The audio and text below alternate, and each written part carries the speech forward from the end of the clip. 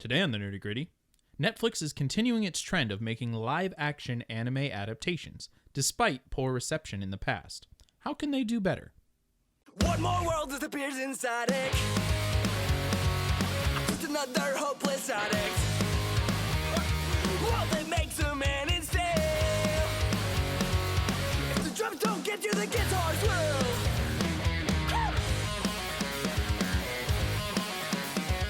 Hey guys, welcome back to the Nerdy Gritty, where we delve deep into the details of pop culture. I am Dez with blue hair because I'm an anime main character. Ooh, I'm Fox, and that's me as an anime character, literally just standing there. Yeah, exactly. Because for some reason, they have to make noise all the time. I saw a picture the other day that was like, it was an anime classroom. It's a shot from an anime, and it was a whole classroom from the top down bird's eye view. And it said, see if you can pick out the two main characters. And it's just a room full of normal hair, and then one is bright blue, and one is vivid pink. It's very true. Yeah, especially if they're sitting next to the window in their classroom. Yep, and both of them were. So they can stare out the window bored while, wistfully. Yeah, wistfully, while adventure is on the horizon. Fox, guess what is happening in our hometown? Of Phoenix, Arizona. Our hometown of Brick Township, New Jersey? Nobody cares about New Jersey, Fox. Your home is Arizona. No, that's true. I don't even care about New Jersey.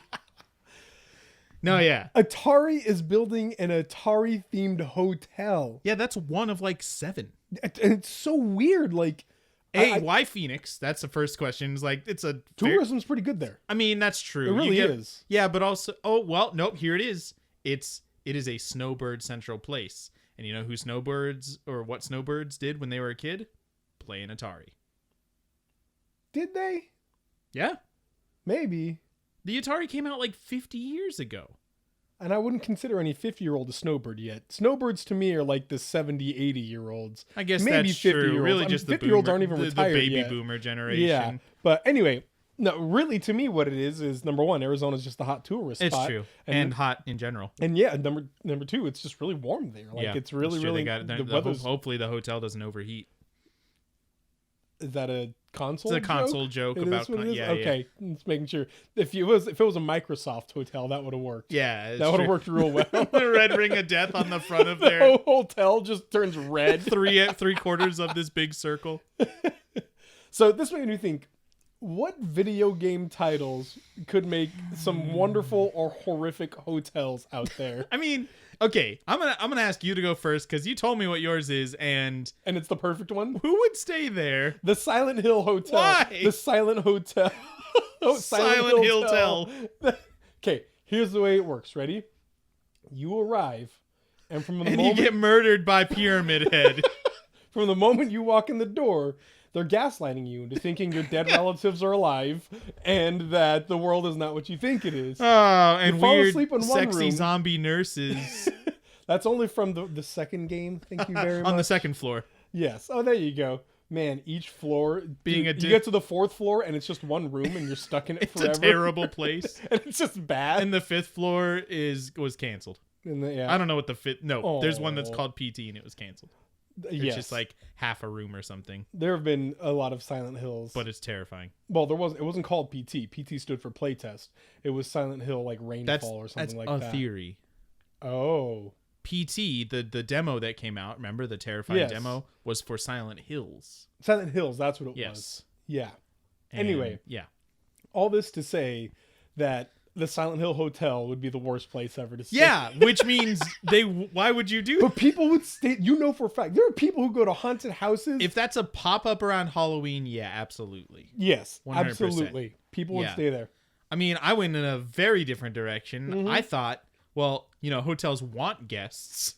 Oh. So, wait, what? They want to make money. Animal Crossing. An Animal Crossing hotel. Dude. I mean, it'd be cute and adorable. Yeah. It would... Furries everywhere. Well, 100%. Yeah.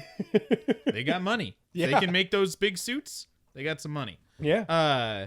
No, yeah. Animal Crossing hotel, you dive in, you have like, you can collect fruit from trees.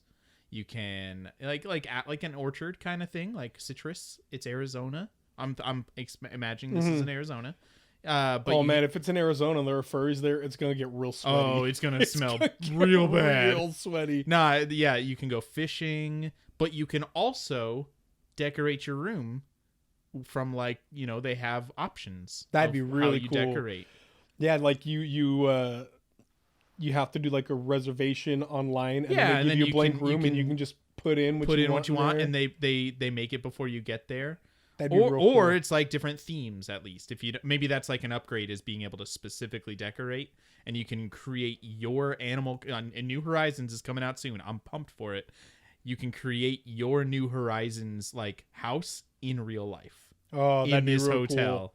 Yeah, so I think that would be wildly successful. Fox, did you hear that GameStop it was robbed?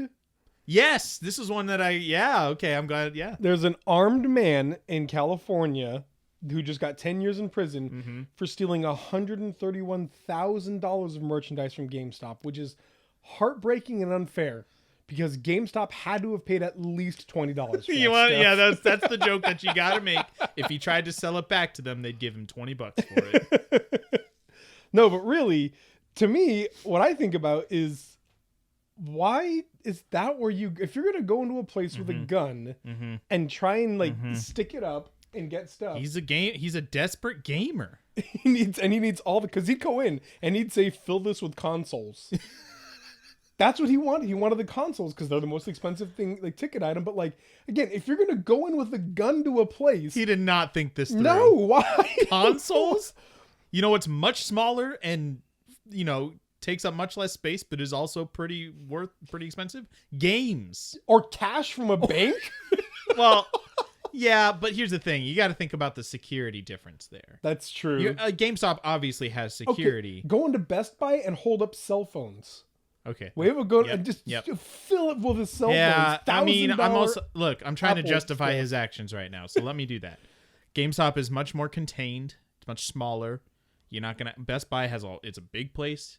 It probably becomes a hostage situation essentially. GameStop, there's probably plenty of time during the day when there's nobody in there except for the workers, and so I understand. And maybe he just really wanted to play Fire Emblem Three Houses, but he couldn't afford a Switch.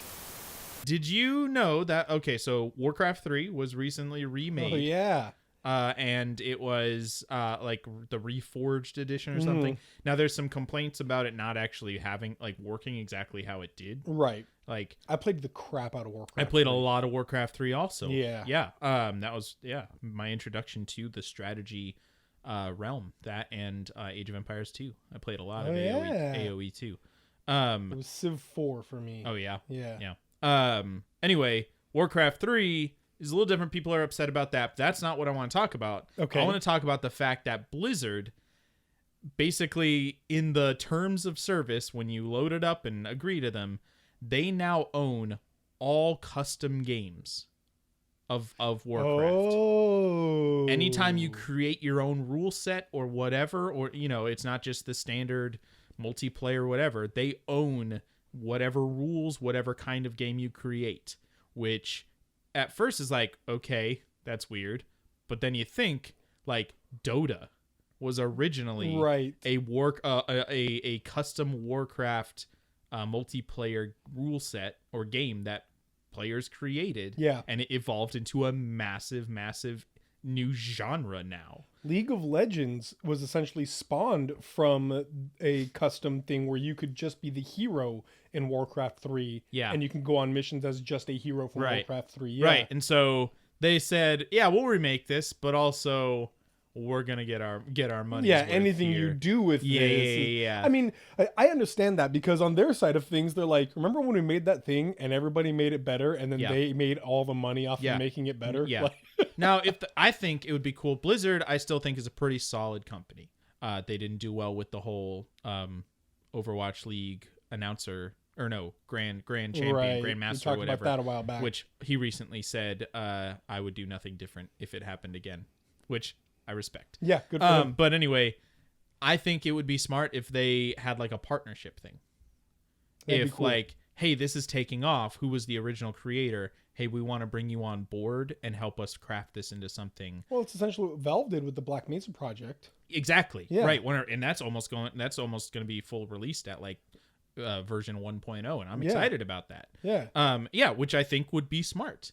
Not only because it still gives them like the control that they want and most of the money. Like I think the person who created it should get some cut or some kind of deal with it. But it also says like instead of just saying, well, if you make something, encourage people to make something. Mm-hmm. Like, hey, make something cool. We've created this platform for you to do something. In the past, it's people have done some stuff. I'm willing to give Blizzard the benefit of the doubt. If EA had said this, I feel like they'd be staring over people's shoulders, waiting for them to make something and be like, mine! What you got there? Yeah.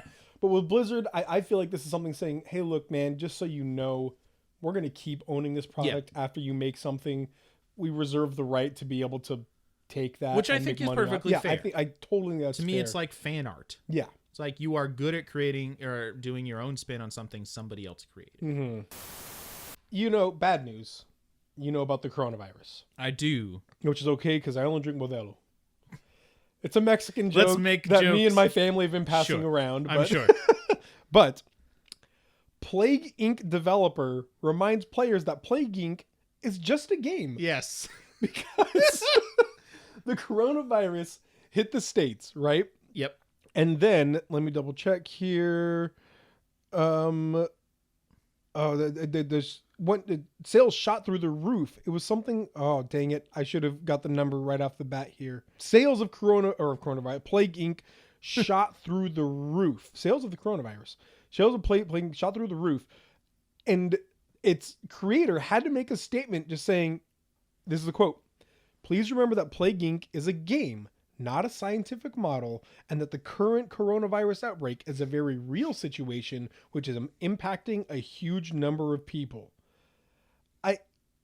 Why? Like, people, I get, okay, maybe people get plague on the brain and they're like, oh, that Plague Inc., coronavirus. Well, yeah, a lot of people got the Inc. plague on the brain and died. And in the rest of their body. Yeah, and then the rest of them, and they died. But I wonder, what was it about the coronavirus that made everybody want to go buy Plague Inc.? I don't know. Maybe they wanted to figure out how to beat the thing. But again, he had to go in all of and our scientific models. That's not how Which this models? works. Oh, I've been playing a lot of Plague Inc. Yeah, Plague Inc. chopped the charts in sales. This is in China. Yeah, this is in that China. Makes sense. It's getting bad in China. Yeah, it is. It really, really is. Yeah. But I wonder if people were genuinely trying to think to themselves, maybe we can figure something out here. We played Untitled Goose Game. We did. Yeah, and I sent you actually an article about this, and we I read it. considered talking about this. But at the end, if you remember during the credits, there is a line in there which was, I thought, really cool. Players who beat Untitled Goose Game. I'm reading a Polygon article by Cass Marshall. Players who beat Untitled Goose Game and watch the credits may have noticed the following line. This game was made on the lands of the, I'm not going to try to pronounce it because I don't know how, an indigenous group of Native Australians. Mm-hmm. We pay our respects to their elders, past and present. Sovereignty was never ceded. Right. Which was really cool. That is very cool. Now, the developers are participating in the pay the rent movement. On Twitter, the studio wrote, "Our video games are made on stolen land. We at House, the development company, will be paying at least 1% of our income to indigenous groups in perpetuity as part of the pay the rent movement. We'd encourage others to do the same." This is super cool. It is very cool. I hope it's a good trend. The Goose Game to me was just made perfect for memes and viral. Like, lots of people are gonna play it because it's meme-tastic, and it's a fine game. It's just so funny, and I think that using even such a goofy, quote unquote, not serious game for such a serious thing is a really good example to set. Because if they can do it, why can't the massive AAA companies who make billions of dollars? Right. Why can't Rockstar, who makes billions of dollars off of making fun of or parodying the terrible things that happen in real life, Why can't they put a little money into things like this? Like, I hope this is a small company starting a trend. When I read this, I was thinking to myself, well, yeah, the whole indigenous peoples thing was a big deal in Australia. Still is a big thing in Australia. Well, yeah, it's it not is the here same too. heat. Ooh. Yeah. Ooh. Yeah. It's exactly the same exactly here. the same But we just don't admit it like they do Right, there. It's not right. something we really talk about here in the States. Well, Fox, what have you been up to lately, man? Things. I've been I haven't really played many games lately. I've been editing and uploading a lot of videos of games I've already played. I've actually been playing a lot of video games. Oh, okay, we've switched. And but nothing worth talking about, really. Oh.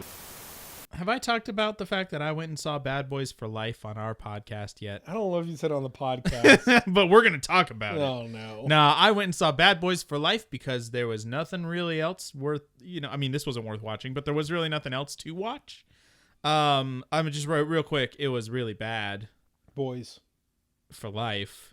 No, it just continued the tradition of just kind of stupid action. I feel like it was Martin Lawrence, right? Martin Lawrence and Will I feel like Smith. it was Martin Lawrence that came to Will Smith and was like, hey, man, you know all that Aladdin money Hey, you got? know how we're equally popular still? Let's make a Bad Boys movie. And Will Smith's just like, I don't think... And Martin Lawrence, we're equally popular. Bad Boys movie, no! I think it was a contractual obligation for Will Smith. Yes, and Martin I Lawrence would not be was, surprised. all right, sounds fine. Yeah. Sounds good. I finished a couple of books. I was on the very tail end of The Witcher. Nerd. Yeah. I was on the very tail end of The Witcher, and I finished that. Yeah. And it was really good. Yeah. It was much like the show, unabashedly high fantasy. This is to clarify the first book. It's a The Last compilation of Wish, short that's right. stories Yeah. called The Last The Wish. Last Wish. Which is what most of this episodes of the show Correct. are based on. Although Ciri is not in The Last Wish at all. Right. But I loved in the show some of the things that they transitioned away from in the book. So there were some things I really liked more about the show, like the way that the whole thing of the Law of Surprise went around. I like that a lot better in the show. I did like kind of the whole situation with Foltest and the Striga in the show more than I liked the book. But the relationship between Jaskier Dandelion and the Witcher is so much better in the book. It is. It's so much better in the book. Jaskier Dandelion managed to humanize Geralt so much more than in the book or than in the show. Where the show, he's just the comedy sidekick. He's just the guy that's there. Right. But in the book, he's his best friend. They're best friends. Yeah, which is And- fun because, Geralt needs humanization. He really does. Yeah. And I really am really sad that they downplayed that so much in the show. And then I'm just about to finish. I'm like 50 pages away from finishing the 5th book in the Miss Peregrines series. Miss Peregrine School of Peculiar Children. Is this a new one? It just came out in January, Right. actually. Like just came out. Yeah. This one's called The Conference of the Birds. And they have done such a good job of growing up the series. Not like Harry Potter. Harry Potter grew up with you, but I would say that the first 3 books were late teen, and this one is young adult aimed. The first 3 books of the Miss Peregrine series were for probably like 12 to 14-year-olds. These ones are definitely 17 to 20-year-old, age. That's smart. Yeah, and That's what Harry Potter did and is very important. Right. And it was done really well for that matter. The true love was not as pretty as you think it is, and there's a lot of struggles that are much more political and not punch the bad guy situations. Good. And it's done really well, and the writer himself has matured a lot, kind of like in the Inheritance books, the Aragon series. Oh, Aragon, yeah. You see how the writer matures Inheritance from book cycle. to book, the Inheritance cycle. You see how the writer himself grows in each book. Yeah, his skill as a writer gets better. Yeah. These books are also the same, where the original books were just not as well written, but the author himself has grown so much, and it's a really good read, really easy read, fast. But my favorite thing about the Miss Peregrine books are he inserts pictures into all of them. Yeah. But they are all very real pictures. Yeah, just kind of from unsettling type of... unsettling real pictures from history, all black and white. Right. And fans just send them into him, and he somehow tucks them into the story in different places. That's cool. And it's really cool. Yeah. Nice. I did see another movie called Weathering with You. is a Japanese animated movie, essentially about a. It was okay. I'll go with this first. It was okay. I thought the ending was kind of stupid. Essentially, spoilers. Essentially, what the plot is there's a young man who runs away to Tokyo, and eventually meets what's called a sunshine girl. She has 4 reasons that don't need to be explained. It's just, it doesn't. In this version of Tokyo, in this world, it's constantly raining, and she has the ability, if she prays, to create sunshine in a little area, like a couple blocks for a couple hours, and to and so they start a business essentially of, hey, you can hire us to do that. And it's like this, they go and it's somebody's wedding. They want some sunshine for their wedding. So yeah. And it was okay. The animation was really cool. It was, just beautiful. Had a good air of realism without being just photorealistic, especially with like the rain and the water physics and stuff. My problem was that the plot was very, especially toward the end, got very, I'm not the hugest fan of anime, especially modern day anime, where things are over exaggerated, especially human emotion. And this wasn't too bad. It didn't get too terrible in my opinion, but essentially the plot of the movie, and I said spoilers before, but spoilers right here. You find out that this girl, essentially, I'm still not sure why, but if she sacrifices herself, the rain will go away completely. Oh. And she does.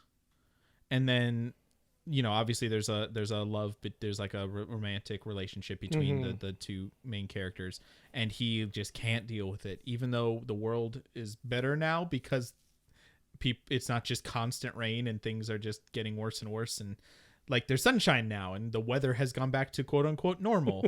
But he then decides, nope, I'd rather be with you and let the world drown.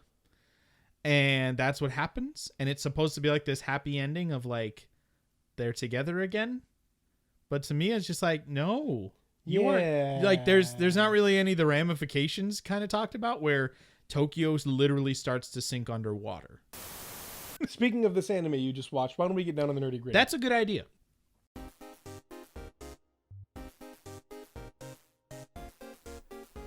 Version short ad. Yeah, before that it might have sounded kind of like this because what you just heard was the short version of our podcast. That means that our general talk beforehand is edited down. If you want to hear our director's cut, which we talk about a lot of things in extent, all the stuff that we've been up to and whatnot for a while, you can actually head over to our Patreon. That's patreon.com/dezandfox. And subscribe to our second or third tier, become a second or third tier patron. All of that stuff is included with the long podcast and Patreon exclusive content and things like that is all there for you. Even at the first tier, you get all of our Patreon exclusive content like bonus episodes or early episodes, all kinds of cool things like that. But we also understand that sometimes you can't do these things. If that's the case with you, we just appreciate when you like and share and support us in whatever way you can. Thanks for listening, guys. So Netflix recently said that they're going to be adapting 2 anime to live action. One being Cowboy Bebop, which classic choice. From the 90s, right? So good. Yeah. Yes. Firefly before it was Firefly. Ah, okay. It really is. And One Piece, which is still from the 90s because it's the absolutely. longest running manga in history. Let me be clear. One Piece is good. People love it. It's fine. But trying to adapt that to live action is going to be real hard. We'll get into that. Those that. are the 2 ones that they announced. Netflix has a history of doing this. Right. They have a lot of anime on their service, and they also have done live action adaptations, like original. Especially the biggest one that I know of is Death Note. Yeah. Death Note came out last year or 2 years ago, and it was not well received. Not well received by anybody. No. Even if you fans of Death Note or just film critics. I found out recently the weirdest part was Willem Dafoe voiced Ryuku, the demon thing. Yeah. And I was like, that's weird. Like he has a good demon voice, but also That's weird. Yeah, he probably did his role in like 3 days and got paid a bunch of money. Yeah. And if you asked him, he would not remember doing it at this point. But yeah, so they've announced that they are continuing this trend. Like I don't know if it's because they enjoy it or if it's because maybe even though it wasn't well received, it got a lot of viewers. Yeah, and I'm wondering if it just did well in different. It might have done countries. well, but yeah, that's for sure. But either way, that's what they're still doing, and we kind of want to talk about today. How can they do better? Yes, and that it's really simple as that because I can't think of a single anime that's adapted into live action that has been good. I haven't watched a lot of them. But I mean, I'm there's there the with disaster of Dragon Ball. Dragon Ball the live Evolution. action, and it was Goku's a white boy. horrific in every way. Piccolo looks so terrible. He looks like a scroll. That's true. That's true. The scrolls look like Piccolo. That's so. Yeah, like King Piccolo. They make better Namekians than Piccolo. Oh man, if you bring the Dragon Ball universe into the MCU, Except for I'm on Goku would board. just win. Like that would be, and so many things. All right, nope. Our topic has changed. That's going to be the Goku versus the whole MCU. In so many things, Goku would just win. Goku, okay. Nope. Stop. No, No, you shut your mouth. we I am can't. gonna have this We conversation. can't do this. By the time Goku goes Super Saiyan level 1, he has the ability to destroy planets, literally entire planets. That's Super Saiyan level 1. Yeah. He is so far beyond that now. You're right. So, You know what? I know. Whatever you believe is right. So I know. let's move on. okay. So, anyway, what are we talking about? Well, that's been the Nerdy Gritty. Yeah, thank you thank for you. listening. It's No, the Game Save we On. are talking about because not only Netflix doesn't have great track record with this stuff, Right. and also everybody else, that nobody has a good track record with live action. And there was Dragon Ball, there was that Ghost in the Shell movie, Yeah, which with I don't think Scarlett people Johansson. really hated the movie. Like they didn't like it. It wasn't great, but also it wasn't a piece of trash. But they really just like you had some honky playing. Right. Which Ghost. same thing happened in Dragon Ball. Her name is what's her name? I forget. Scarlett The Johansson. Major. Oh, yeah. Yeah. Yeah, you had some whitewashing going on there, so obviously that didn't work. Apparently, I'm looking at a list right now. There was an Attack on Titan live Yeah, action. there's a live action Attack on Titan movie. Yeah. Did not. I mean, it wasn't. It's kind of like Ghost in the Shell. It wasn't bad, but it wasn't great. Attack on Titan was a good choice to try because although there are big titans that try and fight, it's actually mostly a political. Yeah. It There really, was. really What was is. that one last year with the girl with the big eyes? That's all anime ever. Oh yeah, right, that one. Alita Battle Angel. Alita Battle Angel, that by Robert Rodriguez, which was actually pretty good. I'm told. I've never I seen haven't it. seen it. I have not seen Alita before. I but think I I don't know remember Alita reviews either. being like middling to bad. I haven't. I don't know Alita the manga, Right, and I don't. right, I haven't which seen is- the movie either. Why? Yeah, I'm not here to cast judgment on them. I've seen some of these, but not all of them, and I'm not a huge anime person or fan. I would say you're a middling. I'm a sized. regular person. Yeah. You've watched a lot more than I have. It's been a while since I've been really, really into anime, but when I was younger, I was very into anime. Yeah. I grew up on anime, Voltron and Robotech Right. and Mobile Suit Gundam, and all of those anime were really huge in my childhood. As I got older, things like Trigun and Blue Gender and Berserk, Mm-hmm. just these incredible classic animes that were really helping define the genres, like these really separate genres Right. of anime. And then, of course, Dragon Ball Z was the constant through all of it. I own probably a few dozen entire series of anime Yeah. that I own, like Trigun, as well as Tokyo Underground, Witch Hunter Robin, like a lot of really, really great I anime love those out there. ones. You have no idea. You shut could be your phone. making these up are right so now, Good. and I would have no idea. Even cute ones like Love Hina. Like there's so many. Sure. Here's what I'm gonna say. A lot of good stuff. To me, anime is like Chinese food in saying it's really hard for somebody to be like and say I don't like Chinese food. Yeah. They're saying there's so many different How types. do you know? That's such a Yes. huge that's a huge thing. You haven't tried every single thing that's in that genre of food. Same thing with anime. There was a There's so time where I much anime. watched several shows. There was a time in high school where I watched Death Note, Naruto, and Full Metal Alchemist a lot. Like I watched them all simultaneously and just It's funny you say that because that's when you were getting into anime. Yeah. Naruto and FMA Full Metal Alchemist were probably my last animes. Yeah, we were kind of different generations of that. I watched some things on Toonami. I watched Dragon Ball Z. I watched what was the one? I mean, there's another mech one, but it was like they had like ligers and different Zoids. That's what it was. Thank you. All right, yes, there I you watched go. Zoids, the 2 different series. I would watch them before school every day because they're on early in the morning for some reason. So yeah, we have experience. You're more experienced with this, and what we want to talk about is how can they better, if they're going to, we can talk about if they should or not, but if they're going to, which they clearly are, how can they better adapt this genre of anime to live action effectively? For me, what I would say right off the bat is they're already missing the point. In Okay. a lot of ways, when people adapt an anime from the anime to the live action, it seems like a lot of the people who are making it, the production company or the directors or whatever, are doing 2 main things. They're boiling it down to fan service for one, Okay. and number 2, into just a genre tale. So this is Dragon Ball Z. We have to make sure that we hit these right story points and that they punch each other a lot. Yeah. Or this is Death Note. We have to make sure that we hit these right story points and that we see Scary Guy a lot.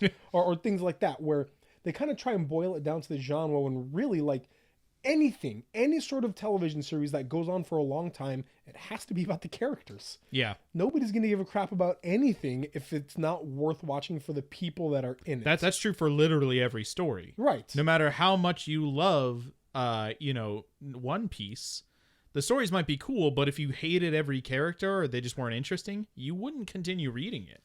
So yeah, 100%. I agree that characters really have to be forefront. So the trouble with making an anime, and this is why I cringe so much at the idea of One Piece, Yeah.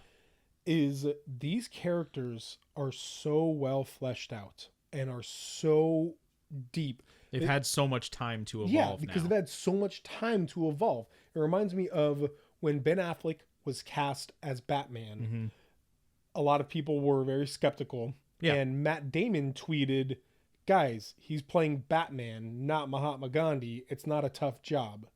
And I remember thinking to myself, that's actually a really That's what? poor outlook. Not a tough job. Yeah, he's saying like he's been hired to punch people. That's it. Batman's I not a see. hard Okay, acting I job. get it now. You know, this isn't a you don't need to be a big famous actor to play Batman. I'm thinking to myself, I saw that, thought to myself, you clearly don't understand the depth of character that Batman has as a character because of the amount of years they've had to write this person.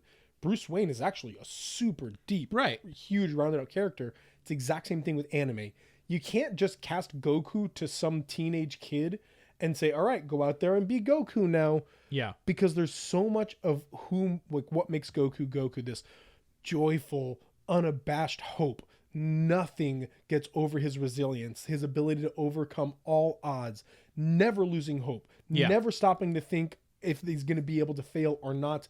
This depth of character and who he is. That is far more important about him to his character than he can punch hard. Then he can punch or hard, he right. does the Kamehameha wave. And that's exactly the problem that is made so often in adaptations of anime, where they try and boil it down to, okay, people like this anime because they fight a bunch, and people like Goku, so we have to make him the best fighter. Yeah. No, you don't. You've already missed the point then. And that's why... You know how many times Goku dies? He's not the best fighter. He's not the best fighter. That's the point of it. A lot of times he's not. He overcomes any obstacle. Right. Not he can beat. He can overcome any obstacles. So I think there's this huge thing that's being missed right now of the respect and depth of what anime is. I'm not going to say that they shouldn't because they're going. I mean, that... Right.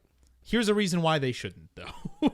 Here's something that is, I would say, would be very difficult, if not impossible, to translate to a live action adaptation. It's the specific animation style that a lot of anime use. So obviously, hand-drawn animation, you can literally do anything you want. Right. Like, if you can draw it, it can exist happen. in your anime. Yep. You can do kind of the same thing with CGI. Right. You can still make literally anything you want, and so that might be a better way to do it. But live action people are limited to what live action people can do. And of course there are different midway points. where you get to this uncanny valley where none of it seems realistic. It can look great or it can be animated, but it can look photorealistic or clearly animated. And a lot of times in the middle, there's something called the Uncanny Valley where it just doesn't feel real. And no matter what happens, there's always something in your brain saying, oh, I don't know about that. And I think there is, I don't know, there's an uncanny valley of human action in anime or human like movement that is physically impossible in real life, where there's the classic nosebleed because a pretty girl walked by, right, or she's naked or something like that, right, and it's like this I'm embarrassed kind of thing, and it's acceptable in anime because it's not real people, they're hand-drawn characters, and so your brain is already accepted this isn't real. They can do things that aren't real. And also it's accepted because of the culture of anime.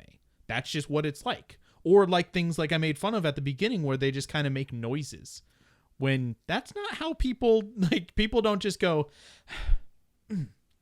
when they're just standing there, or right. It's like to show that they're thinking about something, or they're, but generally people don't really do that. But in anime, it's accepted because that's the culture, the genre, what they've done so far. Or what they've done for a long time, and it's just what you expect.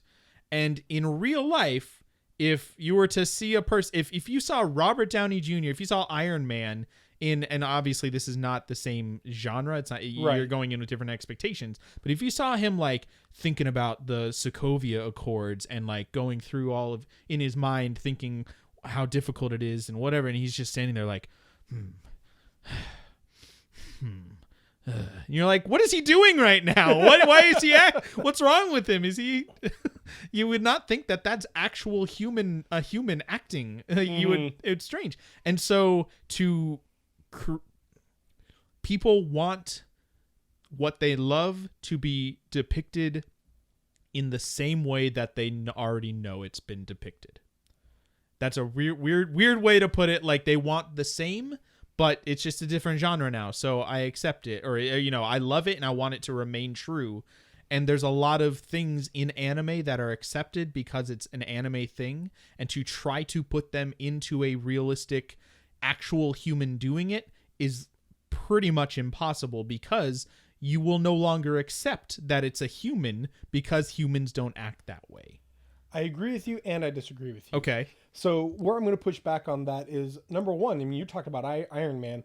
I think that the Marvel movies have already shown us that film that steps outside of its original genre a little bit can still be adored and loved. Sure. The Marvel comic book movies are not comic booky at all. If you take a look at like the 90s to some extent, 80s comic booky movies, they're not great. They're never hugely wonderfully accepted, except for maybe like the original Blade is Batman incredible. Movies. So oh, that's true. Blade is phenomenal. Yeah. But the original Batman ones, and even then, like Tim Burton Batman stuff, they helped define the comics more than the comics helped define it. Yeah, a lot of people. Yeah, the whole. I mean, he didn't kill in that thing, but I just imagine, like, to me, the dark, brooding nature of Batman kind of started there a little bit. Right, and so there really is this idea that, yes, people may have expected comic book Batman. Maybe they were even waiting for Adam West and Burt Ward. Mm-hmm. But then this Tim Burton, Michael Keaton comes in and kills it. Michael Keaton kills He's a very good Batman. Yeah. Very good Bruce Wayne. The movies are great. Yeah. And they're adored and they're loved and they do really, really well. And I think we see that Batman again. Forever. Great movie. Nope. Stop. Batman and Robin. I said very specifically even Tim better. Burton. Nobody likes Joel Schumacher. Chill out. So we see the Marvel movies now, and it's the same type of thing where the Incredible Hulk was not great. It was very comic booky. Yeah. They wanted to make Hulk and wanted to make him punch Abomination as hard as possible. Right. And that was their beginning and end of it. But what made Hulk so good in the rest of the Marvel movies was Mark Ruffalo's depiction of this guy who's in conflict with himself so constantly. It's the character that made it beautiful. Yeah. And so I think there is a possibility of getting away from the expectation of the original genre. I agree. I agree with you there. What I'm saying is that a lot of these things are so key to anime that to see them depicted more realistically would upset people. And that I'm not going to disagree with. I agree and disagree with you, because we kind of talked about this last time where there's a Witcher anime being made. Yeah. And I don't know if that's going to be the best. Quick aside, they've released more details. Okay. It's going to be an origin story of Vesemir, who was another Witcher who trained Geralt. Okay. For those of us who have read the books, or more of the books, and know more about Vesemir, that's really cool. I'm pumped. The genre of anime, and that's tough to say. Anime has so many genres. But Yes. even Yeah. then, The genre. Yeah. That's an overarching type. Yeah, it really is. But anime and The Witcher, I don't know if it's going to be great. Like, it's pretty rare to see a high fantasy anime that does really well. Yeah. I have one. I own one. That's the, I don't remember the name of it. Dang it! But it's very good. But it's still pretty rare to find that. It's going to drive me nuts now trying to think the name of this anime. But anyway, all this to say that there are some things, you're absolutely right, that just don't translate to live action or to anime for that matter. And it's going to happen sometimes. But I think what can really help smooth that out is if you pick the right anime. There are going to be some animes that will not be able to make that transition. I don't think you're going to be able to do One Piece very well. It's a pirate one with a stretchy guy and a guy with a bunch of swords. There's lots of weird stuff in the devil fruit and whatnot. Yeah, and so sure, it's exciting and it's fun. It's way, way fun. But for live action, I don't know, man. I really don't know. I think Cowboy Bebop's a fantastic choice. Yeah, I think a lot of 90s Trigun, or they still have some of that fantastical whatever, but they are much more quote unquote realistic, or a little more less bombastic, I guess. A lot of times. I think that there are some phenomenal animes that people could look at and make very, very good movies or miniseries of. Like Vampire Hunter D is one of them. It's about a half vampire. It's almost Witcher-esque, actually. It's about a half vampire who's ostracized because of what he is, but he also has a very good heart, and he goes from town to town looking for coin, trying to save people from the real monsters in the area. But there's always this conflict inside of him is, am I one of the monsters, Am I the or am monster? I one of the people? Yeah. And he hunts vampires and other monsters. Classic.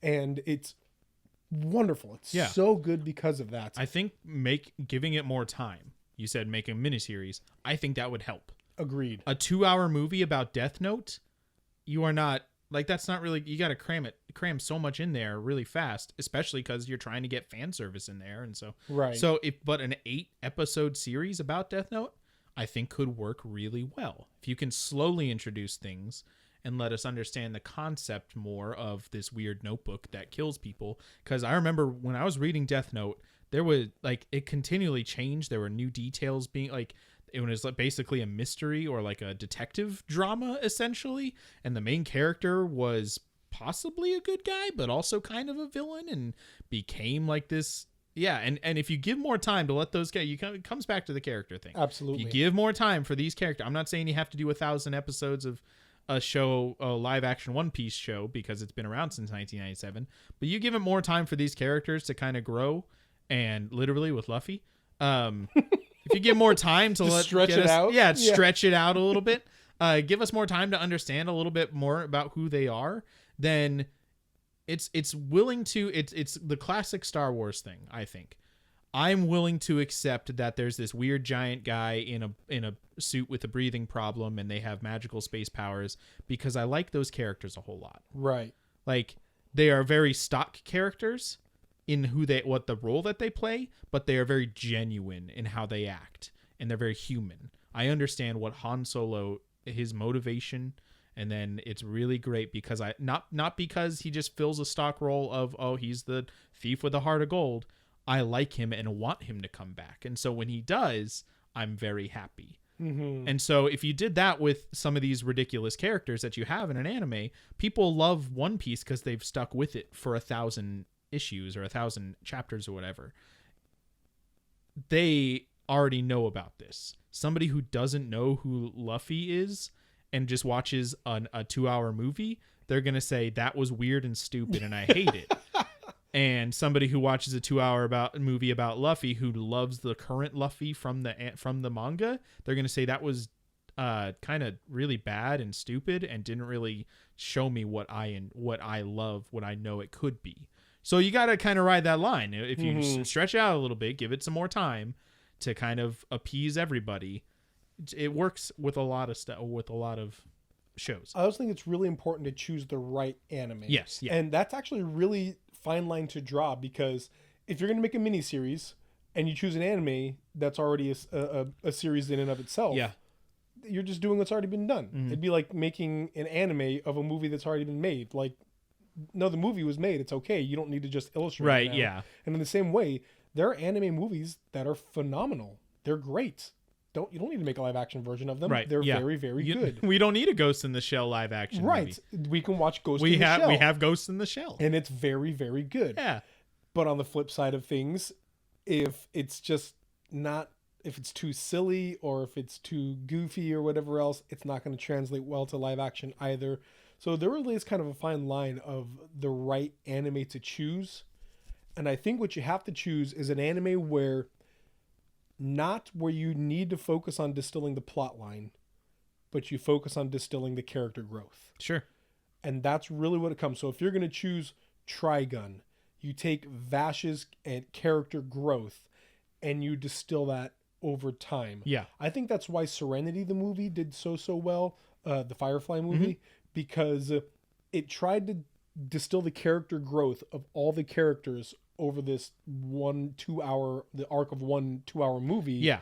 Rather than just trying to stuff all the plot points in there or anything like that. It was very well crafted and very well written. Right. But it also, there was definite character growth, even if you hadn't seen the show. Absolutely. You yourself watched the movie before watching the show and still loved it. Yeah. That was a insanely well-made movie. It really, really was. Yeah. And I think that because it was so focused on character growth and character arc, and I think that if you're going to make an anime live action, you'd have to pick one in which you can say there's this character and they have this arc over the anime.